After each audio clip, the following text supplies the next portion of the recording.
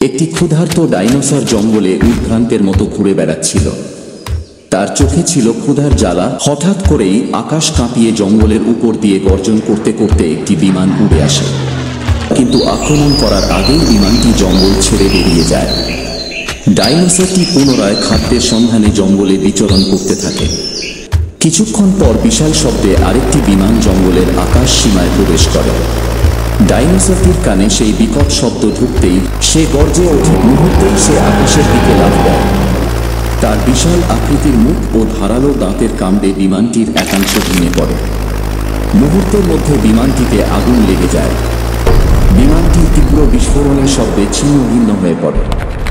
ধ্বংসস্তূপ আগুনে জ্বলতে থাকে, আর ডাইনোসর দাঁড়িয়ে থাকে কুটিল গর্বিত ভঙ্গিতে।